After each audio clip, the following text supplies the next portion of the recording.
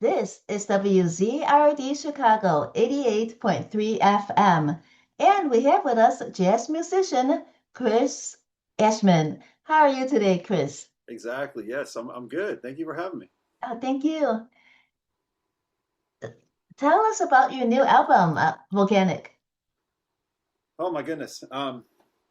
Yeah, Volcanic has been many years in the making, actually. Long story short, I'm from Baltimore, Maryland. I lived in Philadelphia for 17 years. During a lot of that time, I was doing all kinds of different music, but kind of writing jazz in the background. Mhm. And Volcanic is a collection of 7 tunes I've written over the last, I guess, 20 years, actually. Yeah. Some since I've moved out here to the Bay Area and some from back in the Philly days. So, yeah. Mm. So, what inspired you? Why Volcanic Hip? Did you ever go to the Hawaiian Islands? Actually, I almost went last week with a group that I'm working with out here. Almost was able to bring the band. They had a student outreach program. But no, I was simply just with musicians here in the Bay Area. We were, kind of hanging out, and one of them said, "Hey, Chris Volcanic Ashman," and I Mm. never thought of that, And then Wow. a friend of his, another friend, they just started saying it, so I just kind of went with it. It's nice when you actually inherit a nickname, right? Yes. Yeah, Yes. Mm. So, do you know why they give you that nickname? because of volcanic ash, and maybe the music is explosive. Ah, Maybe when I'm playing trumpet and then steel pan, it's you know mhm. high impact and like hot lava. Who knows? So Yeah. you said over 20 years. So, did you wrote these tunes over the course of 20 years? Yeah, a couple of them I wrote when I was one of the tunes I wrote when I was only 20. I'm 40 now. Okay. Oh, So uh, luckily, the more recent ones are getting a little more attention than the older ones. That gives me some hope. Maybe I'm getting better. But yeah, I mean, for a long time, I thought to myself, these tunes, they're old, but there's something when you're young, you're creative, you can come up with some really good things. So I just keep going. This is actually the third record I've produced. I did have two with a Caribbean fusion band in Philadelphia. I also play the steel pan, and for a long time, that was my main kind of claim to fame, if you will. mm, But since moving to the Bay Area, I've kind of flipped gears. There's a lot of work out here. It's a very healthy, great jazz scene. I'm playing a lot of trumpet, and this group has been gaining more and more momentum. So I thought, let's do it. It's time to do it. The jazz record. Yeah. mm. Yeah. So, how many instruments do you play? Um, I play three instruments in public. I Oh, play trumpet is my main instrument, but I also play jazz steel pan, steel drum, and mm, I also sometimes play bass guitar out. wow. Oh, Yeah. okay. So in public, that's what you play. So do you know even more instruments? Know how I actually, as I was saying that, I realized I do play drum set with kids, and oh, I teach steel drum bands out here in the Bay Area. Yeah. oh, So yeah, I do a lot of stuff. I'm one of those things I could for people that can never quite pick one thing. You wow. know. Yeah. So which instrument came first? Um, well, honestly, I started learning uh, the recorder, as a lot of people do, in elementary school. And luckily, I had great music educators the whole while. My family had an Irish band. I started learning Irish tunes on the recorder at a really young age. Mm, To be honest with you, that music isn't too much different than bebop. It's a lot of notes and it's can be kind of fast, especially the reels. So, mm, that kind of as I got older, I kind of morphed into playing trumpet and figuring out that that's like the ultimate jazz instrument, right? Like in a lot of ways, Louis Armstrong, right? mm. Um, and but along the way, I've played a lot of Caribbean steel band, and that's like very like fast runs, and it's all music, right? It's all similar. So hopefully, all that kind of came together in this project. Well, then how did you migrate over to steel pan? That's a great question. In high school, I had an interesting high school. I had a very cool band director, Mm, and he was so tired of marching around the football field with the marching band in the summers that he just got rid of it altogether and started. He had heard a little steel band out in Maryland, where I'm from originally, and he replaced it with that. And so that group, by the time I joined, was 22 people, and now it's up to about 30, still Oh, going. Yeah. So yeah, I picked it up in high school. I feel really lucky to have had access to that. It's cool. We had no jazz band, by the way, no jazz band in high school, just steel band. oh. So interesting. Uh, Yeah. did you learn music theory and where did you learn how to read music in grammar school or in high school? When I was young, I had lessons, trumpet lessons. Oh, okay. Actually at Peabody Preparatory in Baltimore. I had shout out Mr. Sherry if he's listening. I had great teachers there, Mr. Cameron. Yeah. So Wow. yeah, I've always been obsessed with music in various levels, and and as a professional, I think it's so important to be able to read and hear, use your ear, but also be able to really follow a chart, trust your instincts. There's all these things that come together after years and years of playing. They're so important, at least in jazz. Yes. Yeah. So, so your family started you off on the road. Sort of. I come from a musical family, but I'm the only like professional musician in my family. Yeah. Is your family surprised that you are so serious about music? I think a little bit. But I have to credit my father. He was one of these people, and actually, he's from the Chicago area, Oh, an architect, actually. I have to give him credit because he kind of just let me do my thing. I think he always wanted to do more artistic things in architecture, but of course, he had a family, and one thing led to the next. And, so I think when he saw that I was going a creative route, he said, great, I want him to do it. And I always practice a lot. So, you know. so So I, did you the family live in a house or in an apartment? Because if you practice, there's a lot of noise involved in that. you're right. Well, originally I wanted to play the drum set, and they said Yeah. it's too loud.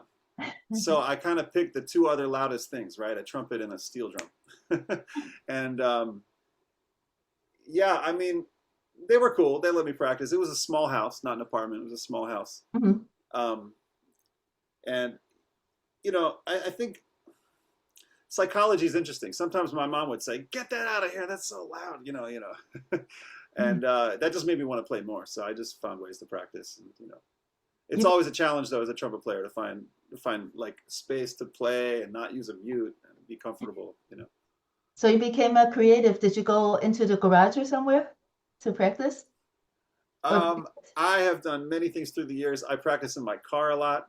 I oh, practice, you know, I was practicing in the sauna of an old sauna yesterday at a state fair. You never know. You just got to find a place and just kind of do it. And I find oftentimes that people aren't very, if you can play and you're playing music, people are pretty nice about it.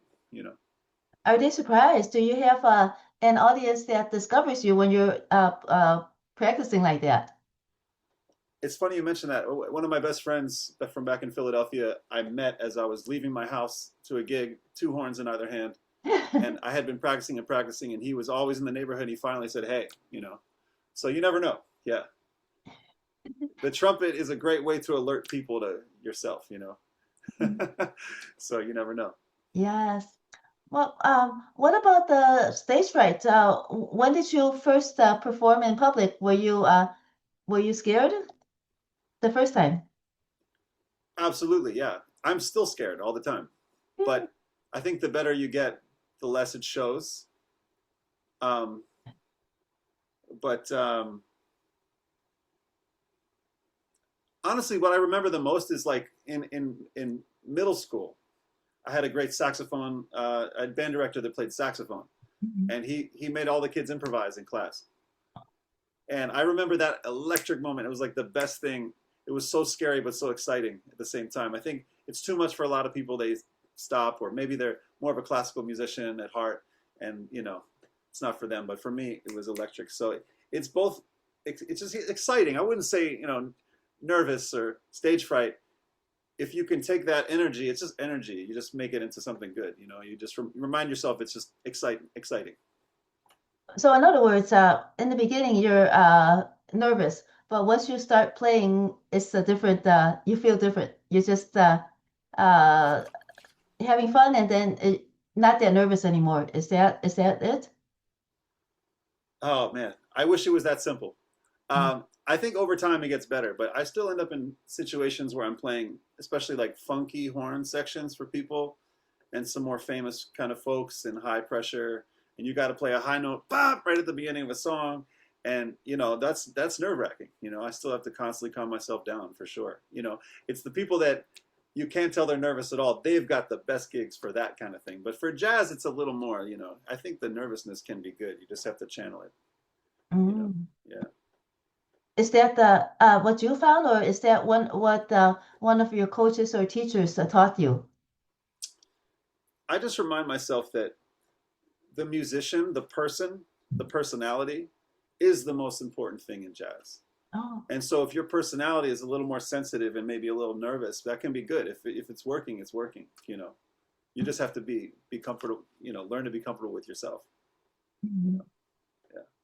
So your set of songs on Volcanic, they're how how uh, how did one song lead to another, and how did they become one set over Oh, time? that's a great question. Um, how do they lead one to another? I'm looking at the track listing here. Let me think about this. Do you mean how did I order them, or when writing, how did they Writing, the yes. writing process? Yeah.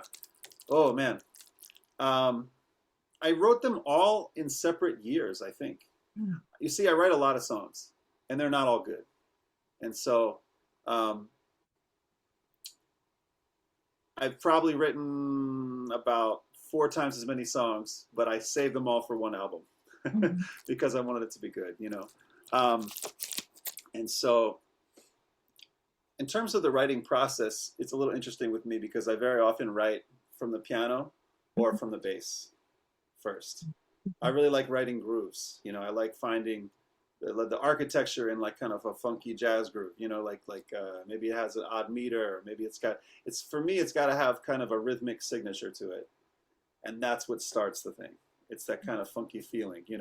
I play a lot of swing jazz here in the Bay Area actually. I love doing it. I run a jam session every Tuesday. We play a lot of straight ahead tunes. But when I write, it always ends up this kind of funky African kind of new jazz fusion kind of sound. And often it comes from the bass first. Yeah, Mm. the bass or the piano with the two hands. Yeah. So it's kind of mathematical, and then of course architecture is mathematical too. Have you ever learned any architecture? Wow, that's a great question. One of my favorite college professors said a few times he thought architecture and music are the most similar of arts. And you would not think this, right? But it has to do with form, and the rules of music theory, the rules of gravity, the rules of the way things fit together. Different structures, maybe at different sections of a song, or different rooms of a house, or different ways to support the foundation. I haven't designed a building before. I used to love to draw buildings. I think that came from my father, but I really think songs, yeah, I mean, a good song follows the same laws of artistic nature, symmetry, all this is as a great building. It's very interesting. What about physics? Were you ever fascinated with physics at one point or another in your life? Not yet, Not but yet. I'm amazed that the harmonic series exists in all sound. It's really interesting, especially on a brass instrument. The way you go all the way up, you get the same series on a string when you divide it. I mean, that's completely amazing to me. But I never got too much into physics. I was never much of a math or a science person. Yeah. When you were demonstrating the scale to me, it sounded kind of like warming up. I know that people, the vocalists, they warm up their voices. When you play your brass and your trumpet, do you, even the steel pan, is there such a thing as a warm up for those instruments? I think every musician feels as though they need to warm up a bit because over years you've developed this amazing technique and you want to kind of hone it in. But to be honest with you, the trumpet is the only instrument I warm up. Okay. Sometimes I play bass with a few groups, sometimes just filling in. I often don't even touch it for 3 weeks. It might hurt a little bit. It's electric bass, by the way. It Mhm. might hurt a little bit. And with the steel pan, I've played it for so many years. Same thing. It will help if I play for 20 minutes first. But with the trumpet, I have to warm it up every day. I spend probably an hour and a half just getting it right every day. Yeah, Oh. yeah, So that's warming it up before you start playing. Warming yeah. I up. do like I'll do like 30 minutes, and I take 30 minutes off, and do another 30. And I try to like just kind of touch on all the aspects of playing. Yeah. Wow. Have you ever played a trumpet? No. And I I was don't recommend it. is it really heavy? When you're is it very heavy? Do you have to practice that not letting the heaviness get to you when you're Oh, the heaviness. yeah, when you're Um, holding it. well, if you really give the trumpet what it needs, it Mhm. gives it back tenfold. It just Oh. needs a lot. Mhm. It takes a lot of effort to play what I call perfect trumpet, which I've never been able to do. But like to play, very clean, you know, um, that style of playing. I mean, gosh, you just listen to Freddie Hubbard or Clifford Brown. These guys could really play the trumpet. Their technique was incredible.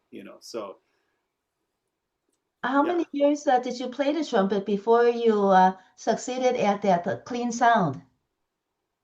I don't know if I've succeeded yet, but it's getting better. I'm playing the best trumpet of my life right now. It's been feeling really good. Yeah, I've been playing for 30 years.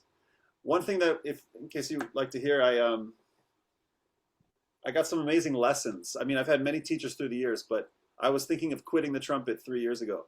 Oh. And after moving to the Bay Area, I was getting some really great gigs and with new groups and playing all these long sets, and this wasn't working. It was like getting tired and the same problems I had for a long time, but I wanted it more now that I was here. Mm.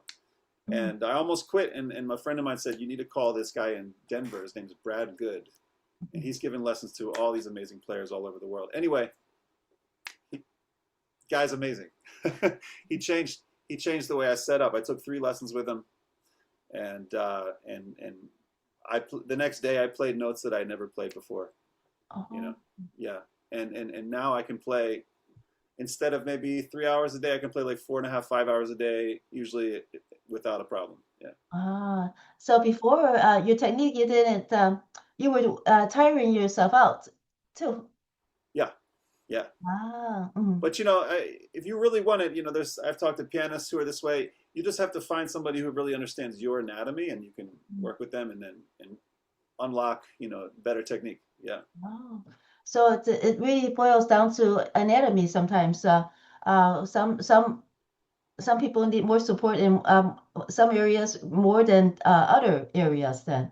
yeah. And with brass, it's so difficult because it's so invisible, and Oh. the muscles we're using are so small and so finicky, and kind of they're not really meant to be making a vibration.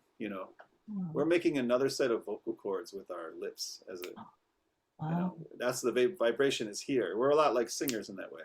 Wow. Yeah. So there, of course, there's the breath support. When did you finally get the hang of the breath support? I wouldn't say I've got the hang of it yet, but I practice yoga. That helps. Oh. I actually just got back from class. Mhm. Um, I Yeah, during the warm ups, you do flow studies. You find ways to really follow a line, and you practice slowly. You know. Oh. Yeah. Oh, yoga also calms you down as well and Yeah. helps the entire body. Okay, wow. Totally. Totally. Mhm. Yeah. Well, did one of your coaches suggest that you practice yoga to help with your music? No, No. I So, just discovered it. Yeah, oh, that was myself. Yeah. lucky. Yeah. How many years have you been practicing yoga then? Um, I've been doing it 2 to 3 times a week for 3 years straight out here now. But when I was back east, I still practiced on and off, depending. Oh. Yeah, yeah. So when you're playing when you're practicing, what is indoors versus outdoors? I was speaking with some Uh, musicians. The is since you're using breath and your lips so much, is it more comfortable being outside than indoors, or vice versa? I think it's whatever you're used to. Um, for me, I'm more of an indoor player, Mm. and so I'm at least for trumpet, right? So I'm used to being indoor and hearing the reverberation of a room. Oh. Um, but I mean, if you listen to great New Orleans trumpet players, they're used to playing outside, and including Louis Armstrong and probably anybody learning on the street, playing street music in New Orleans, right? So they're going to develop a really big sound that way. Maybe not always the cleanest sound, but big. You learn to really project because outdoors you can't hear yourself as much. You're not reflecting off of other things. Mhm. Yeah. So when you're indoors, you feel the reverberation. Is that how you started with the a steel pan? Because of course the percussion is about the reverberation too. How did the two connect? No, I just kind of the steel pan happened by accident. Oh, Like I said, my high school had this program. It was the only one in miles and miles and miles. wow. And one thing that's pretty cool though, I really learned to improvise more on the steel pan Hmm. more than anything. Hmm. When I was a teenager, I was playing lots of instruments, and honestly, I haven't changed a whole lot since then. I've just been playing two or three instruments, and practicing. But what was I saying? So How did the two connect? If they one led to the other somehow with the reverberation. yeah, it was less about reverberation for me. I just was fascinated with the instrument. I mean, the instrument like the pan is so percussive and positive and just and you just now that I know how to play jazz right on trumpet like you can just see it right in the drum. It just pops out. You just get used Oh, to the shapes. Um, One interesting thing is my grandfather played hammered dulcimer. It's like a Appalachian instrument, oh. you know, and I didn't put it together for years, and I'm like, wow, that's so weird that I play the steel pan. He played it. It's like almost the same technique. It's very two mallets. Uh, Those are on strings, of course, but it's a very similar action. So I just think it's very interesting how things end up, huh? wow. Yeah. Okay. So, so when you wrote the Volcanic, what instruments did you have in mind as you wrote? So one thing I did differently with these songs than other things I've written in the past, I really did write for this group.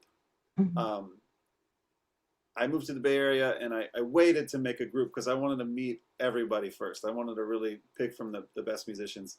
Um, and after I had met them and got the group together, then I started the more recent tunes. At least I started writing for the band, and I knew I was missing a couple things because one thing when you have a gigging local group, it helps to have less people. And so I always use an organ now. Mm. Left hand bass. I love the sound of it, and it's like killing two birds with one stone. So Adam is filling up so much space with the organ, right? But I knew I needed to fill it out a little bit for the album, so I added guitar. Well, let me talk about the instruments first. Okay. Obviously, I'm playing trumpet and steel pan. Uh, a guy I knew from back in Philadelphia, Tony Peebles, is playing saxophone on the album. We also have, uh, we say left hand keyboards with left hand bass or organ. Mm. I had Adam use either synthesizers like a Moog in the bass and a Rhodes in the right hand, or play an in-house organ that they had at the studio. Um, so that's the basic instrumentation of the group. But we added in a great guitar player named Kai Lyons out here, plays guitar on the album. And I added this amazing vibes player, Warren Wolf. Are you familiar with Warren? No. So Okay. he plays with the SF Jazz Collective. Oh. Mhm. And but he's also from Baltimore. I had met him many times back east, and Mhm. he said to me, "Hey man, you should come sit in at the rehearsal. You should come listen to us play." I was too busy to make it. I felt bad, but then I thought, well, he's out here. I'll get him to play on the album. And so we scheduled that all together. And we also have one other special guest on the album, my teacher from college, a guy who I think might be the best improviser in the world. I know I'm biased, but I've heard other people describe him that way from other cities. Mhm. John Swana is a trumpet player, but now he plays the electric valve instrument. It's a synthesizer. Uh, it's basically like, do you know the EV, right? The saxophone. It's like a plastic saxophone or rubber. No, yeah, I heard about it, but Uh, it's uh, plastic. Oh my goodness. this is the trumpet version of that. Mhm. So, and the album is 7 tracks deep, and it's when I went into the studio, I wanted to have everything videotaped so that you could see the whole album being played Mhm. online. So the whole thing is on YouTube. Mhm. It's on all platforms streaming. It's on Bandcamp. It's getting a lot of plays. The top track is about to hit 10,000 plays soon, so I'm excited about that. Yeah. Yeah, I did. I was listening to them, and I saw some of them on YouTube. I was listening to the whole album on and YouTube. I had it on. Oh, Cool. yeah. Awesome. Awesome. Glad you checked it out. Yeah. Of course. And the band's name is Volcanic. Right now we're going by the Chris Aschman Volcanic Band. Ah, got it, got Yeah. it. Honestly, a huge influence on the music was the Joshua Redman Elastic Band. Oh, So there you go. Yeah. uh, okay. So, do you when you are writing, composing music, do you hear them like do they come to you like maybe as you're sleeping? How do the melodies come to you to influence you to write? Especially for the tracks on this band on this album. It's usually when I'm driving Oh. and I use a voice memo and I record and I sing an idea. Mhm. It's usually a bass line because then I just go home and play it on the bass. Mm. But sometimes it's something different. The song that has the most plays right now on platforms, Triangles, I started hearing this. 1, 2, 3. I hear like a rhythm over a rhythm. That was all that was. Wow. 1, 2, 3, 1, 2. 1, 2, 3. It's just kind of like this thing happened one Mhm. day. Who knows? Well, some people they get their inspiration in the shower, but do you spend a lot of time in traffic and that's or Yeah. what is it about traffic do you think that helps you? Well, luckily, I live in the Bay Area. I don't live in Los Angeles. We don't have that much traffic. It's Oh. kind of like most places. Um, Honestly, I hear a lot of stuff on the Bay Bridge because you hit the Bay Bridge and it's like the weather is different every day. There's clouds or there's sun or there's fog. It's just amazing the views. Oh. So when I hit that moment, oftentimes I turn the music on or I hear something. Wow. Yeah, yeah. So that's very poetic. The nature and the wind and everything is playing the Bay Bridge, I guess so. Yeah. and and I'm, and you, and you're attuned to it. Every well, how about you that? gotta you gotta just stay in tune with beauty. You have to kind of get away from your phone and your screens and just be aware of just the mundane moments are beautiful. And if you think that way, you start to hear music all the time. Well, then the ocean too is probably helping play the bridge as well. I'm sure. Yeah, especially the Golden Gate over there. Have you been there? No, I've seen it, of course. No, I've not Ah, been in San Francisco, I hope but you can make it out here sometime. It's really awesome. It's really uh, great. Yeah. wow. Do you have any new projects coming up?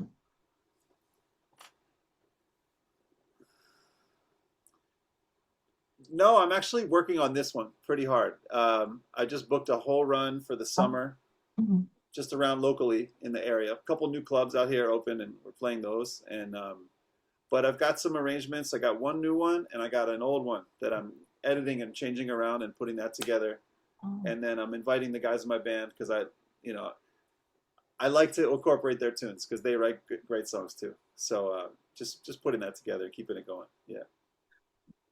So, how is recording an album compared to playing gigs? Do you like one more than the other?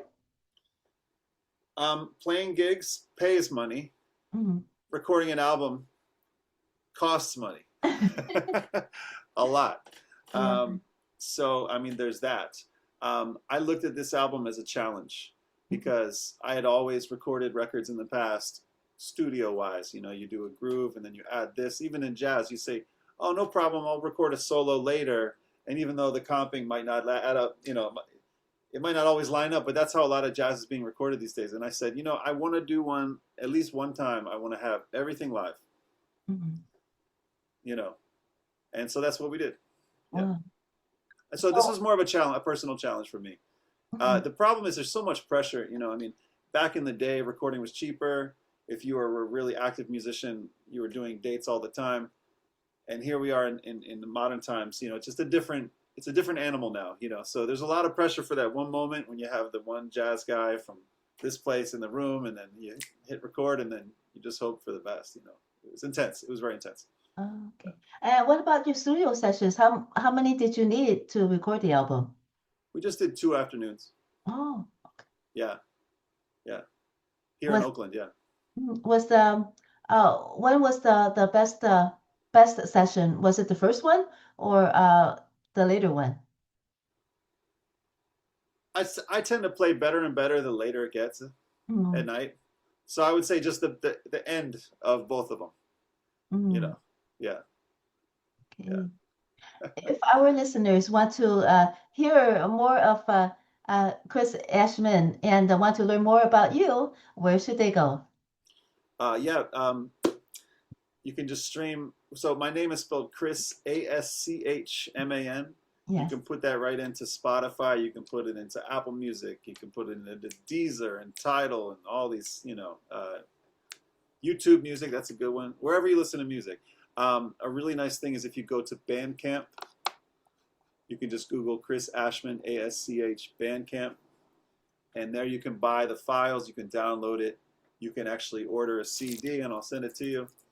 You can, you can kind of pay what you will too. It's well, it says $9, but you can pay more if you want. Yeah. Awesome. So Okay, that's very helpful. Yeah. perfect. Well, thank you so much, Chris Ashman. Absolutely. Thank you so much. Great. Thank you. Hope to see you again soon. Ciao. And good luck to your future projects too, and as you revise these tunes as well.